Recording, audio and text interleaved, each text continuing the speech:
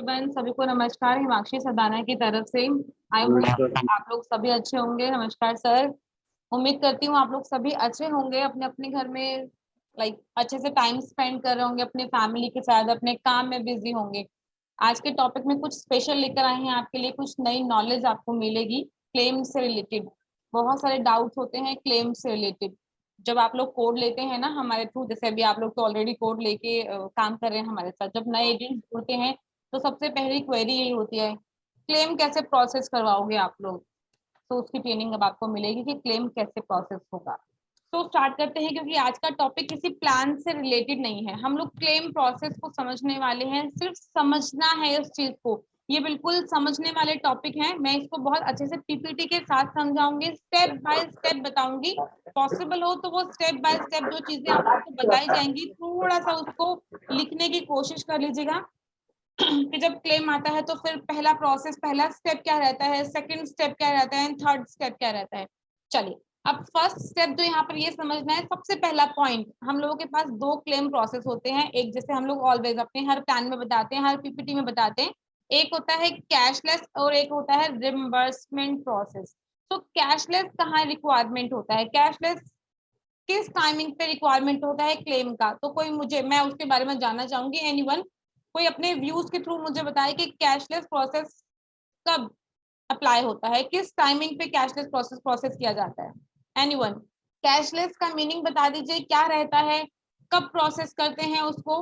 मैं उसका प्रोसेस नहीं जान रही हूँ आपसे, उसमें क्या होता है, कैसे होता है, मुझे नहीं जानना। मुझे सिर्फ इतना जानना है कि कैशलेस को हम कब अप्लाई करते हैं, कैशलेस क्लेम कब प्रोसेस किया जाता है। मैडम एक्चुअली जब हम नेटवर्क हॉस्पिटल, कंपनी का नेटवर्क हॉस्पिटल में एडमिट होता है तब कैशलेस प्रोसेस होता है।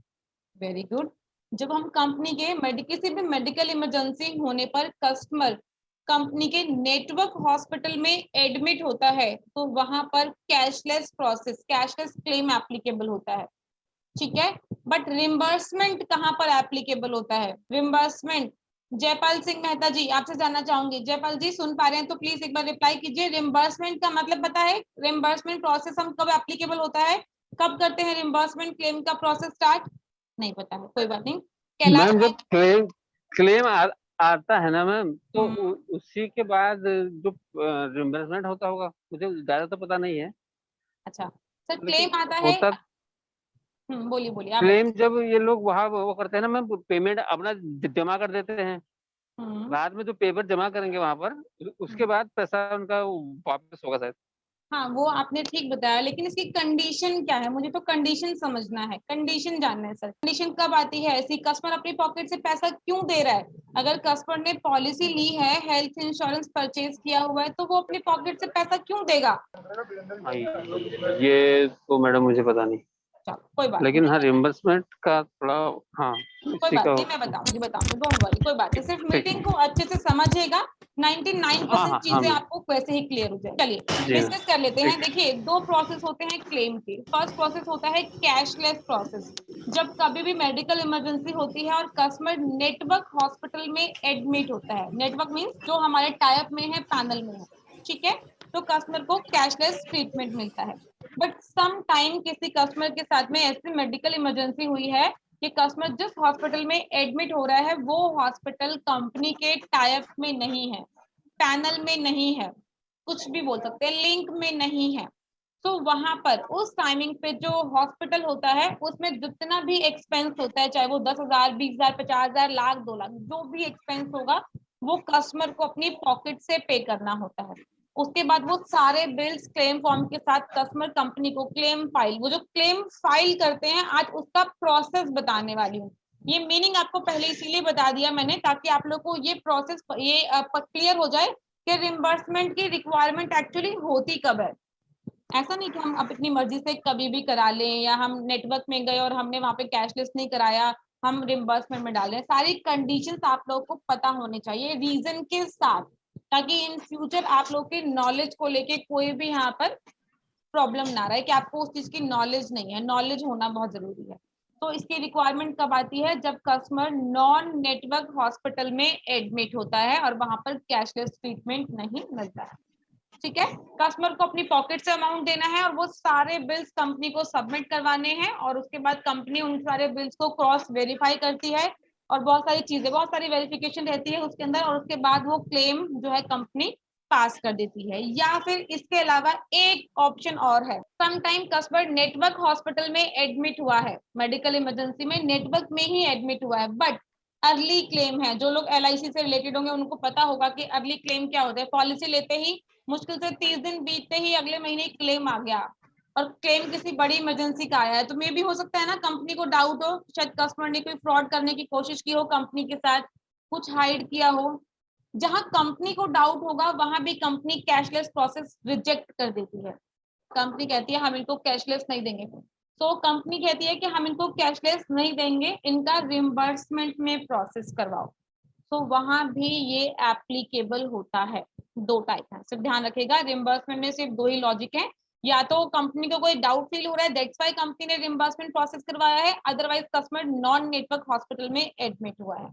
ठीक है, यहाँ तक क्लियर है। इसको ये रिम्बर्समेंट कब एप्लीकेबल होता है इसका रीजन आई होप आप लोगों को क्लियर होना चाहिए। अब स्टार्ट करते हैं पीपीटी के साथ। इसमें क्या क्या स्टेप 1 स्टेप 2 रहते हैं मैं आपको वो गाइड करूंगी, आपको बहुत अच्छे से समझना है चीजों को।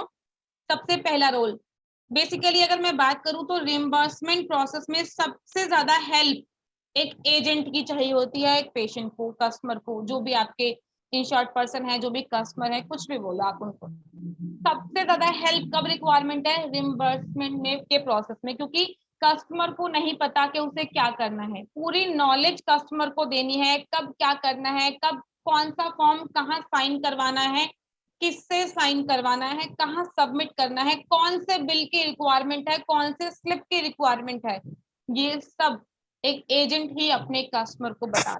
और ये तब बताएगा कोई एजेंट, कोई एडवाइजर, जब उसे खुद को नॉलेज होगी। तो वो नॉलेज आज लेते हैं आप। सबसे पहला जो स्टेप है वो है क्लेम इंटीमेशन का। आज हम जो सीख रहे हैं वो रिम्बर्समेंट प्रोसेस है स्टार हेल्थ में। सबसे पहला प्रोसेस है क्लेम इंटीमेशन। जब कस्टमर नेटवर्क हॉस्पिटल में एडमिट होता है तो वहां इंटीमेट करने की समटाइम रिक्वायरमेंट नहीं होती है, बट हाँ अगर कोई रिम्बर्समेंट प्रोसेस में नॉन नेटवर्क हॉस्पिटल में एडमिट हुआ है तो सबसे पहला स्टेप जो है वो है 24 घंटे के अंदर अंदर कस्टमर को हमारे कस्टमर केयर नंबर पर कॉल करना है। और वहां पर ये जो दो नंबर दिए हुए हैं 1800-425-2255 और 1800-104-2277, इसमें से किसी भी नंबर पर कॉल करके कंपनी को इन्फॉर्म कर सकते हैं। कंपनी को इन्फॉर्म करना है कि हमारे ये पर्सन है और इनका ये क्लेम आया है, इंटीमेशन देना है। इंटीमेशन किस चीज का देना है, क्लेम का। और जो भी पर्सन क्लेम का इंटीमेशन दे रहे हैं, चाहे वो एजेंट दे रहा है, चाहे वो इंश्योर्ड पर्सन दे रहा है, या उसका कोई भी फैमिली मेंबर कंपनी को इंटीमेट कर रहा है, कुछ बेसिक डिटेल्स जो है वो पता होनी चाहिए उस पर्सन को, क्योंकि ऑन कॉल वो डिटेल्स वहां पूछी जाती हैं। जो हमारे भी हेल्पलाइन नंबर पर जो भी टेलीकॉलर्स अवेलेबल होते हैं वो डिटेल्स लाइक डिस्कस करते हैं, पूछते हैं। जैसे भी जो भी पर्सन है उसका नाम, वो पर्सन किस रीजन से वो पर्सन एडमिट हुआ है, किस हॉस्पिटल में एडमिट हुआ है, क्या पॉलिसी नंबर है, कौन सी डेट को एडमिट हुआ है, किस रीजन की वजह से एडमिट हुआ है, कितने बजे एडमिट हुआ है। तो ये कुछ बेसिक डिटेल है जो पता होनी चाहिए। जो पर्सन भी कंपनी को इंटीमेट करेगा उसके पास ये बेसिक नॉलेज होनी चाहिए। तो मैं यहाँ बता रही थी कि सबसे पहले इंटीमेट करना है कंपनी को, इंटीमेशन नंबर लेना है। सेकंड थिंग इज उसके बाद कुछ डिटेल्स जो है वो आपके पास, कस्टमर के पास, या जो पर्सन कंपनी को इंटीमेट कर रहा है उसके पास वो बेसिक डिटेल होना चाहिए। जो पर्सन एडमिट हुआ है उसका नाम, कॉन्टेक्ट नंबर, जो पर्सन बात कर रहा है वहां पूछा जाएगा कि आप उनके कौन हैं, तो आप बता सकते हैं मैं उनकी पॉलिसी का एजेंट हूँ, एडवाइजर हूँ, या फैमिली फ्रेंड हूँ, फादर है, मदर है, जो भी रिलेशन है आप वहां बता सकते हैं। इसके अलावा वहां प्रॉपर पेशेंट का नाम देना है, किस रीजन की वजह से एडमिट हुए हैं, कब एडमिट हुए हैं, वो बेसिक पूरी डिटेल्स वहां पर एडमिट करनी पड़ेगी। किस हॉस्पिटल में एडमिट हुए हैं और उस हॉस्पिटल का लगभग एक टेंटेटिव आइडिया एड्रेस भी शेयर करना है। वहां पूछा जाएगा कि वो जो हॉस्पिटल में एडमिट हुआ है उसका एड्रेस भी बताइए।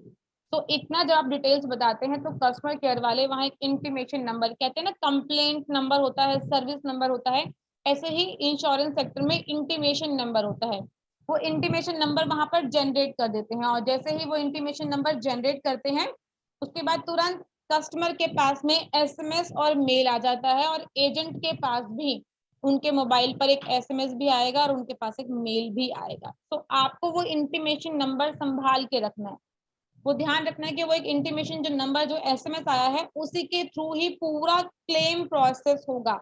अगर वो नंबर नहीं है आपके पास में तो क्लेम प्रोसेस नहीं करेंगे। इवन वो मेल मेरे पास भी आता है, जो हम इंटीमेट करते हैं उसकी जो आप लोगों के पास जैसे नोटिफिकेशन जाएगा वो सेम नोटिफिकेशन मेरे पास भी आता है मेल पर, तो वो मेरे पास भी डिटेल मिल जाएगी, मैं भी अपने हाथ चेक कर सकती हूँ उसको।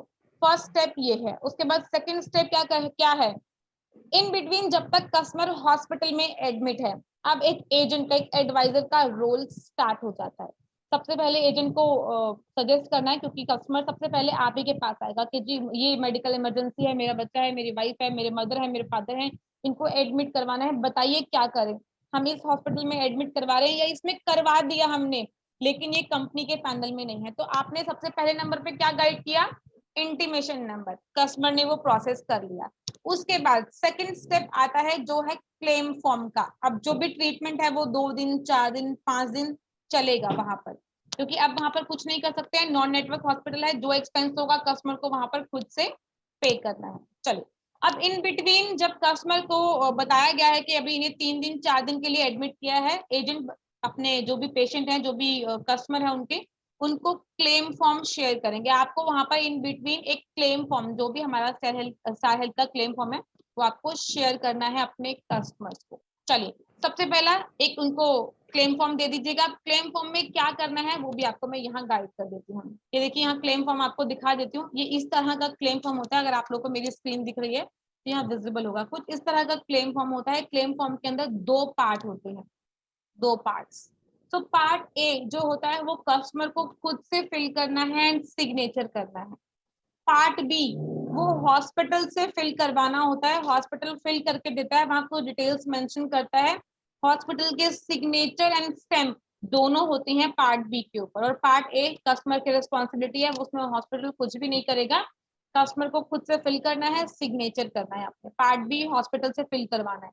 ये कोशिश करें कि कस्टमर के डिस्चार्ज होने से पहले पहले पार्ट बी फॉर्म जो है वो सिग्नेचर साइन हो जाए, क्योंकि अगर कस्टमर डिस्चार्ज हो गया उसके बाद आप अपने कस्टमर को क्लेम फॉर्म शेयर कर रहे हो और आगे बता रहे हो कि पार्ट बी भी सिग्नेचर करवाना है आपको हॉस्पिटल से, तो कस्टमर को या उसके किसी भी फैमिली मेंबर को फिर से हॉस्पिटल विजिट करना पड़ेगा। और ऐसा भी तो हो सकता है कि जिस हॉस्पिटल में पेशेंट एडमिट हुआ था उस हॉस्पिटल की और उनके घर की जो डिस्टेंस है वो बहुत ज्यादा हो, 200-300 किलोमीटर का डिस्टेंस हो, कुछ भी हो सकता है, तो पेशेंट के लिए फिर से वहां विजिट करना बहुत मुश्किल हो जाएगा। बेटर है डिस्चार्ज से पहले पहले पार्ट बी फॉर्म जो है वो सिग्नेचर करवा लें। चलिए, अब वो भी मान लेते हैं सिग्नेचर करवा दिया। अब उसके बाद आपने क्या करना है, कस्टमर को बता के रखना है कि जितने भी डॉक्यूमेंटेशन हॉस्पिटल से मिले हैं, लाइक डिस्चार्ज समरी, जितने भी अमाउंट्स पे किए हैं, जितने भी डॉक्टर प्रिस्क्रिप्शन हॉस्पिटल से मिले हैं, लाइक दवाइयां बाहर से परचेज करनी है, डॉक्टर ने पेपर के ऊपर एक जो बिल है उसके ऊपर लिख कर दिया प्रिस्क्रिप्शन के ये मेडिसिन आप बाहर से ले लीजिए, वो मेडिसिन बाहर से लेंगे।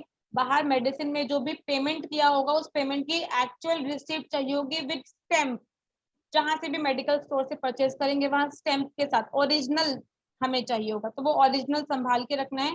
सभी ओरिजिनल डॉक्टर प्रिस्क्रिप्शन संभाल के रखने हैं। डिस्चार्ज समरी ओरिजिनल हॉस्पिटल से मिलता है वो चाहिए होगा। इंडोर केस पेपर्स भी at the time of discharge अपने पेशेंट को बताइए, अपने कस्टमर को बताइए कि डिस्चार्ज होने की टाइमिंग पे indoor case papers 95% company demand करती है। अगर आपने पहले नहीं लिया तो आपको दोबारा से हॉस्पिटल विजिट करना पड़ सकता है अगर कंपनी ने डिमांड किया तो ये बेसिक कुछ डॉक्यूमेंट है at the time of discharge, जो फाइल आपको हॉस्पिटल से मिलेगी, कस्टमर को वहां से हॉस्पिटल से मिलेगी। डिस्चार्ज की बात कर लेते हैं तो उसके बाद क्या क्या डॉक्यूमेंटेशन, देखो जो मैंने बताया वो यहाँ पे बहुत क्लियरली मेंशन है। क्लेम फॉर्म पार्ट ए चाहिए होगा, पार्ट बी चाहिए होगा, original discharge summary, all original bills with complete details, all payment receipt, जितने भी यहाँ पे पेमेंट्स की हैं, सपोज अगर एक हॉस्पिटल में एक पेशेंट ने ट्रीटमेंट करवाया 5 दिन के लिए एडमिट हुए और जो बिल बनाए वो 50,000 रुपए का, तो हॉस्पिटल जो फाइनल बिल बना के देता है 50,000 रुपीज का, कस्टमर ने उस बिल के अगेंस्ट पेमेंट भी तो किया होगा ना, तो हॉस्पिटल वाले वहां पर से डिटेल देंगे, कैश पे किया है, कार्ड के थ्रू पे किया है, अगर डेबिट कार्ड या क्रेडिट कार्ड स्वाइप करवाया है तो उसकी छोटी सी रिसिप्ट मिलती है, वो रिसिप्ट भी यहाँ पर लगानी होगी। तो हर एक तरह का पेपर कोई मेडिकल टेस्ट बाहर से करवाया है, जो डॉक्टर ने लिख कर दिया था कि ये मेडिकल टेस्ट बाहर से करवाना है, वो पूरा मेडिकल टेस्ट का जो भी रिपोर्ट होगी वो भी यहाँ लगेगी, और जो डॉक्टर प्रिस्क्रिप्शन डॉक्टर ने दिया था वो भी लगेगा, और उसके अगेंस्ट जो कस्टमर ने पेमेंट किया है लैब में 2000, 4000, 5000 जो भी किया है वो भी यहाँ पर लगेगी। तो वो डिटेल्स सारी चाहिए होगी, सभी बिल, सभी प्रिस्क्रिप्शन चाहिए होंगे, एक कैंसिल चेक चाहिए होगा, पैन कार्ड या आधार कार्ड, पैन कार्ड आधार कार्ड दोनों चाहिए होगा। लगभग अगर 50,000 से ऊपर का क्लेम अमाउंट होता है तो कंपनी पैन कार्ड डिमांड करती है। इसके साथ साथ अभी एक बार एक पीडीएफ आप लोगों को और दिखाऊंगी जो मैंने अपने पास सिस्टम में अभी सेव की है आप लोगों को दिखाने के लिए कि किस तरह से फिल करना है चीजों को, वो भी आप लोग को बता देती हूँ।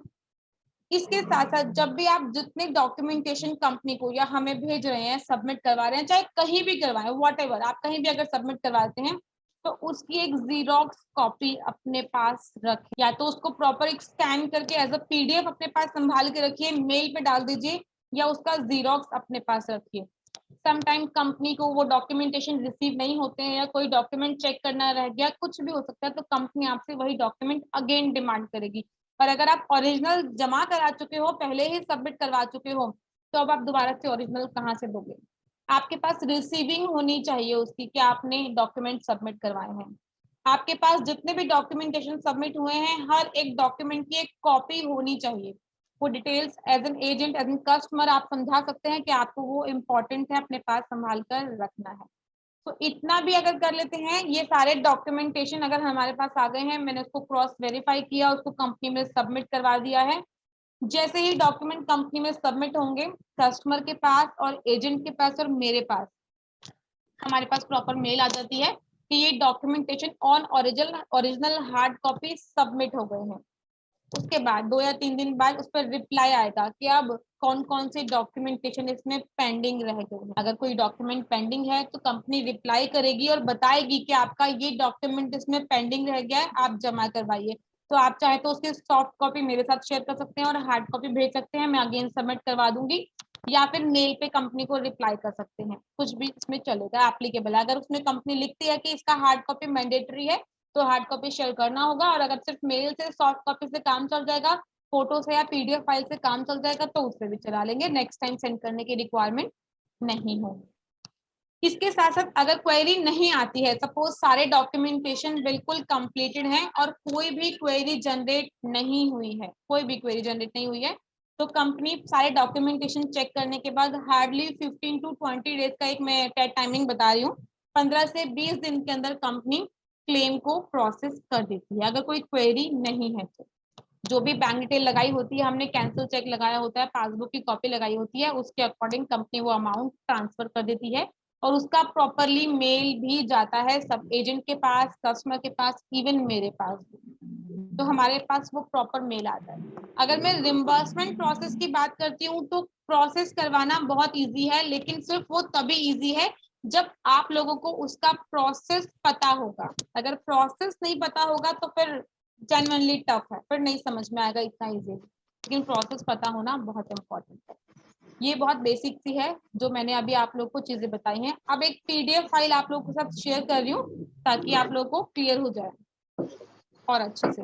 अच्छा मैम, एक बात पूछना था।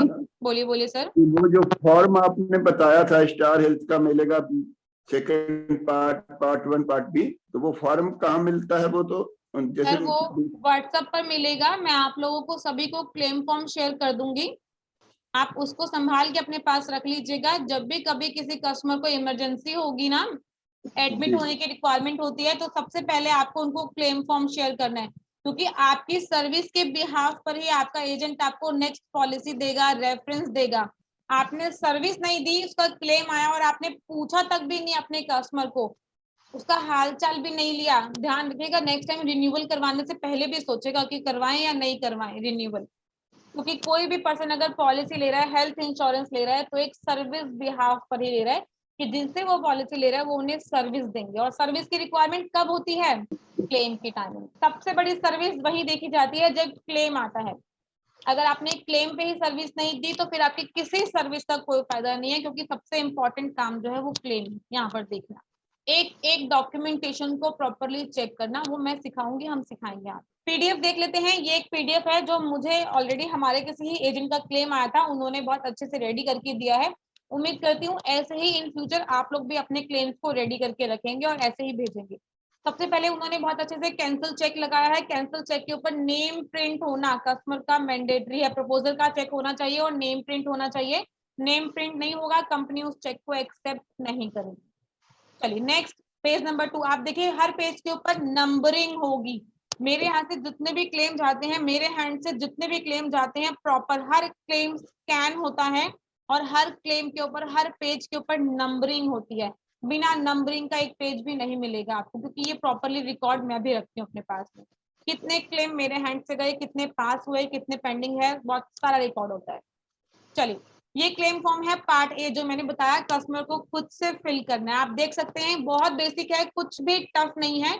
ये आपको एज अ सैंपल फॉर्म भी मैं शेयर कर दूंगी ताकि आप लोग अपने पास रखें और आप लोग को इन फ्यूचर इसमें से देख के अगर कोई फॉर्म होगा, कोई क्लेम फॉर्म फिल करना होगा तो आप लोग कर पाएंगे।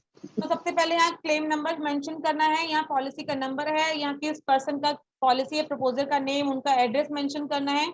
उसके बाद यहाँ इंश्योर्ड, एडमिट कौन हुआ है। अगर हस्बैंड वाइफ दो बच्चों की पॉलिसी है, पॉलिसी हस्बैंड के नाम पे है लेकिन एडमिट बच्चा हुआ है, तो यहाँ इंश्योर्ड मींस बच्चे की डिटेल आएगी। तो बच्चे का नाम होगा यहाँ पे, बच्चा मेल है फीमेल है, बच्चे की एज कितनी है, यहाँ पर 2 साल 7 महीने है, बच्चे की डेट ऑफ बर्थ क्या है, ये डिटेल्स आपको यहाँ पर मेंशन करनी है। उसके बाद हॉस्पिटल की डिटेल मेंशन करनी है कि बच्चा किस हॉस्पिटल में एडमिट हुआ है, जो भी पर्सन एडमिट हो रहा है वो किस हॉस्पिटल में एडमिट हुआ है, कौन सी डेट को एडमिट हुआ है और कौन सी डेट को डिस्चार्ज हुआ है। एडमिट का टाइमिंग और डिस्चार्ज का टाइमिंग भी यहाँ पर मेंशन करना है।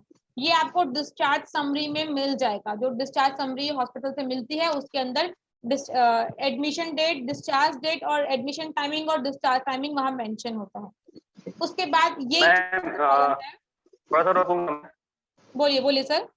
ये जो क्लेम नंबर जो आप ऊपर डाली है, वो क्या वही इंटीमेशन नंबर रहेगा? एग्जैक्टली वो इंटीमेशन नंबर है जो सबसे पहले हम कंपनी को इन्फॉर्म करते हैं, वही नंबर है ना? वही नंबर है। ओके, कंटिन्यू जी।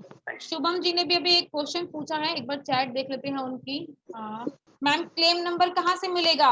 शुभम जी जो बताया ना स्टार्टिंग में, claim number means intimation number, वही क्लेम नंबर है, वही इंटीमेशन नंबर है। ठीक है, तो जो हम इंटीमेट करेंगे कंपनी को, ये वही सेम नंबर है जो आपको यहाँ पर मेंशन करना है।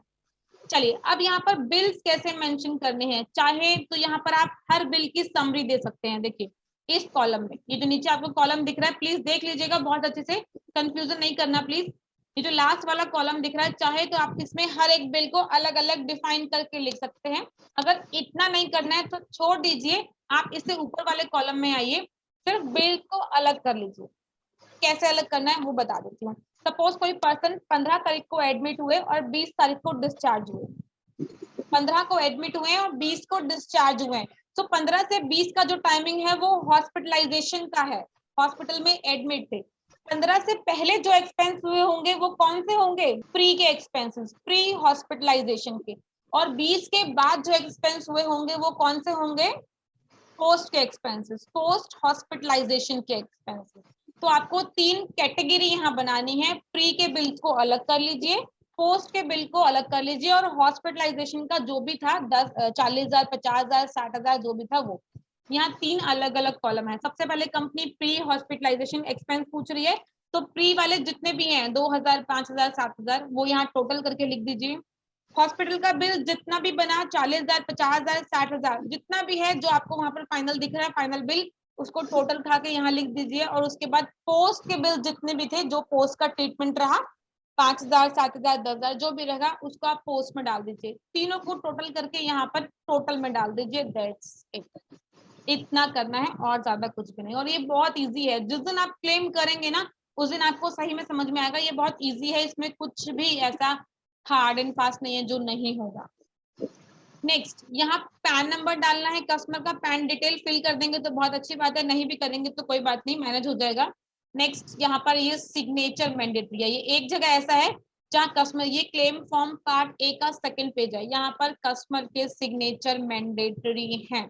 अगर ये सिग्नेचर नहीं हुए फॉर्म पे और विदाउट सिग्नेचर जो क्लेम है वो सबमिट करवा दिया, कंपनी क्वेरी डालेगी और दोबारा क्लेम मांगेगी, फॉर्म मांगेगी दोबारा से।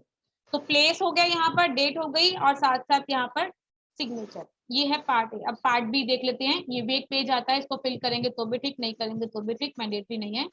चलिए, ये पार्ट बी है। यहाँ देख सकते हैं क्लेम फॉर्म पार्ट बी। ये हॉस्पिटल फिल करके देता है, आपको इसमें कुछ भी नहीं करना है। देखिए ये क्लेम फॉर्म है जिसमें हॉस्पिटल के नीचे साइन एंड स्टैम्प दोनों है। आप लोगों के लिए भी ऐसे ध्यान रखना है कि इस तरह का सिग्नेचर एंड स्टैम्प होना मैंडेटरी है। नेक्स्ट, जो भी हॉस्पिटल हम में पेशेंट एडमिट हुआ है, ध्यान रखिएगा हॉस्पिटल मिनिमम 20 बेड्स का होना चाहिए। अगर 20 बेड का होगा तो ही कंपनी क्लेम प्रोसेस करती है, अदरवाइज समटाइम डाइसी हो जाता है। तो ये रजिस्ट्रेशन सर्टिफिकेट है हॉस्पिटल का। अगर किसी हॉस्पिटल ने दिया है, मोस्ट ऑफ दी हॉस्पिटल्स देते हैं, अगर किसी हॉस्पिटल ने दिया है तो बहुत अच्छी बात है, साथ में लगा दीजिए। नेक्स्ट आता है डिस्चार्ज समरी। तो यहाँ देखिए ये ओरिजिनल डिस्चार्ज समरी है, यहाँ पर प्रॉपर चीजें लिखी गई हैं। डेट ऑफ एडमिशन जैसे मैंने बताया आपको, with timing, date of discharge with timing, बच्चे का नाम, पेशेंट का, बच्चे की एज क्या है, क्या हॉस्पिटल का रजिस्ट्रेशन नंबर था उनका, और किस रीजन की वजह से एडमिट हुआ, यहाँ वो डिटेल्स प्रॉपर दिखेंगी। ये डिस्चार्ज समरी है, इस पे भी स्टैम्प एंड साइन। उसके बाद मेडिकल सर्टिफिकेट यहाँ पर लगाया हुआ है। अब देखिए ये है फाइनल बिल जो मैं आप लोगों को बोल रही थी। देखिए आप, ये तो नॉर्मल किसी भी एक छोटा नर्सिंग होम है उसके अकॉर्डिंग बना हुआ है, लेकिन आप कभी किसी बड़े हॉस्पिटल का बिल देखेंगे तो वहां पर बहुत ही अच्छे से चीजें लिखी होती हैं और प्रॉपर कंप्यूटराइज बना हुआ होता है। यहाँ पर देखिए ये फाइनल बिल है जो लगभग 24,000 रुपए का है। पेशेंट कितने दिन एडमिट हुआ है, 4500 रुपए के अकॉर्डिंगली यहाँ पर चार्ज लगा हुआ है। नर्स डॉक्टर चार्जेस यहाँ पर लगे हुए हैं, नर्सिंग चार्जेस यहाँ पर है, अदर चार्जेस रूम के जो चार्जेस होते हैं एक्सपेंसेस वो कंपनी ने यहाँ लगाए हुए हैं। 24,000 रुपए का फाइनल बिल है और उस फाइनल बिल के ऊपर भी हॉस्पिटल का सील एंड साइन होना चाहिए। हर एक डॉक्यूमेंट के ऊपर हॉस्पिटल का सील एंड साइन चाहिए। नेक्स्ट, कस्टमर ने 24,000 रुपए पे किए, उसका बिल ये देखिए, जैसे मैंने बताया था कि ये चाहिए होगा, इस पे भी सिग्नेचर एंड साइन प्रॉपरली यहाँ पर दिखेंगे। ऐसे ही डॉक्टर प्रिस्क्रिप्शन लगाया हुआ है यहाँ पर, और उसके बाद ये पेशेंट का देखो पैन कार्ड देख रहे हैं, फादर का है ये पैन कार्ड। उसके बाद ये फादर का आधार कार्ड लगा हुआ है यहाँ पर। नेक्स्ट अगर बात करते हैं तो अब यहाँ से बिल स्टार्ट हो जाते हैं। आप ये देख सकते हैं ये प्रॉपर बिल है, दवाइयों के खर्चे हैं यहाँ पर 1222 रुपए का एक्सपेंस है जो पेशेंट ने किया बाहर से मेडिसिन। आप देख सकते हैं इस पर्ची के ऊपर भी बिल है। हॉस्पिटल के अंदर ही कोई ना कोई मेडिकल स्टोर होगा, वहां से परचेज किया है, लेकिन उसके ऊपर हॉस्पिटल के signature, sign and seal requirement है। लास्ट में ये तो और बहुत सारे बिल्स चलेंगे। लास्ट में एक चीज और दिखाना चाहूंगी आप लोगों को, जितने भी अगर आप कोई टेस्ट बाहर से करवा रहे हैं, कोई भी लैब टेस्ट करवाया तो उस लैब टेस्ट की प्रॉपर यहाँ पर रिपोर्ट भी लगानी है आपको। वो भी देखिए आप यहाँ पर लगी हुई है इसके अंदर, ये रिपोर्ट्स हैं जो डॉक्टर ने प्रिस्क्राइब की हैं कि ये बाहर से आपको टेस्ट करवाना है, और टेस्ट की ओरिजिनल रिपोर्ट ये देख सकते हैं, कॉपी नहीं है, ये ओरिजिनल रिपोर्ट है जो यहाँ लगाई गई है, उस पर भी सिग्नेचर एंड सील है। इसके लिए जो भी कस्टमर ने बाहर अमाउंट पे किया है, सी रिसिप्ट 1250 रुपए, वो भी यहाँ ओरिजिनल लगेगा। तो जो भी एक्सपेंस आप कंपनी को दिखा रहे हैं कि ये एक्सपेंस कस्टमर ने किया है, उसके अगेंस्ट बिल भी चाहिए होगा। बहुत सिंपल है, बस आपको कुछ नहीं करना है, ये सारे बिल्स इकट्ठे करने हैं, फाइल बनानी है, स्टेपल करना है और उसको मेरे पास यहाँ कोरियर करवा देना है। भेजने से पहले एक बार मुझे प्लीज क्रॉस वेरीफाई करवा लीजिएगा कि मैम ये फॉर्म फिल किया है, एक बार देख लीजिए कुछ पेंडेंसी तो नहीं है, कुछ रह तो नहीं गया, या ये डॉक्यूमेंट भेजा है उसको स्कैन करके पीडीएफ बना के मुझे भेज दो, मैं चेक कर लूंगी।